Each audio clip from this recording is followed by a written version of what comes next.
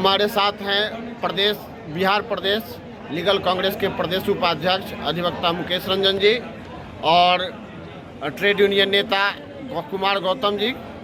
और हम बात कर रहे हैं बिहार में कांग्रेस पार्टी की स्थिति, जो यूपी चुनाव हुआ है उसके परिदृश्य में, और वर्तमान में जो एमएलसी का चुनाव है स्थानीय निकाय का, उस संदर्भ में हम जानना चाहते हैं कि इनका ओपिनियन क्या है संगठन के विस्तार के लिए और मजबूती के लिए। क्या कहना चाहेंगे सर आप?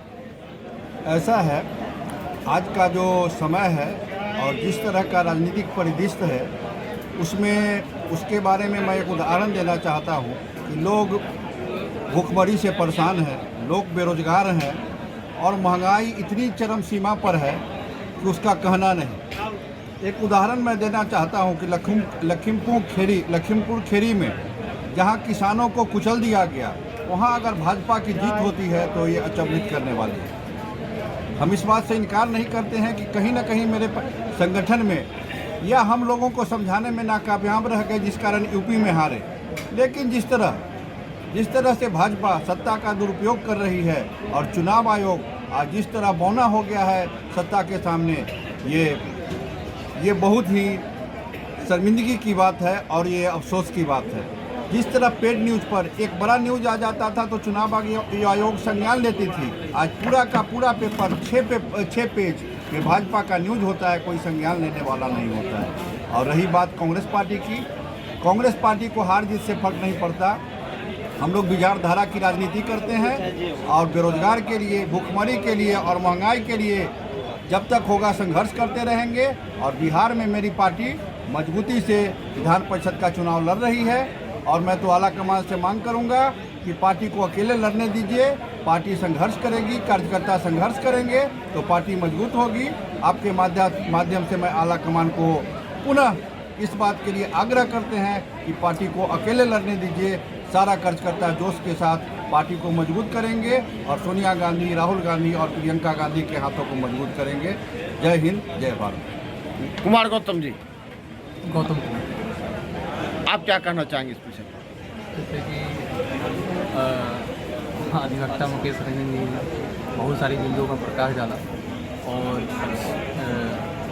जो अभी हाल में 5 राज्यों में चुनाव हुआ, उत्तर प्रदेश में, पंजाब में, गोवा में, मणिपुर में, और तो उसमें जो चुनाव का जो परिणाम है यह दर्शाता है कि अभी भी एक बहुत बड़ी आबादी धर्म के अफीम में डूबी हुई है।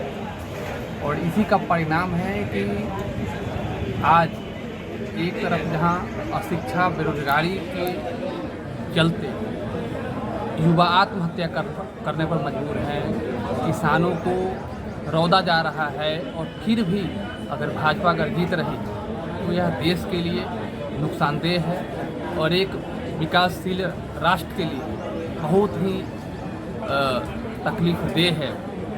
और हम ट्रेड यूनियन की राजनीति करते हैं। कांग्रेस में एक ऐसी पार्टी है जो देश का कल्याण कर सकती है। अभी जहाँ जहाँ कांग्रेस का सरकार है वहाँ 2004 के बाद जिनकी बहाली हुई है संगठित क्षेत्र में, उनको पेंशन को, जिसको अटल जी ने पेंशन बंद कर दिया था, उनको चालू कर दिया है। यह एक बहुत बड़ी चीज़ है जो केवल और केवल कांग्रेस पार्टी ही कर सकती है। पूरे देश का कल्याण अगर कोई अगर पार्टी कर सकती है तो कांग्रेस पार्टी ही कर सकती है।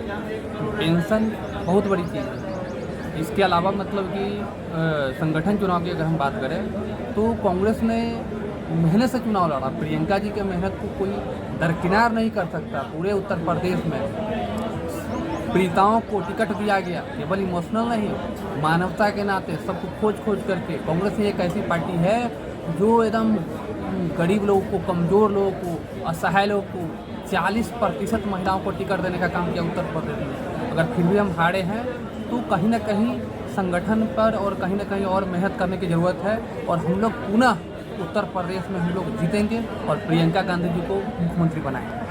आपके नेतृत्व भी तो मंदिर घूमे हैं और आप कह रहे हैं कि धर्म को अफीम बना दिए।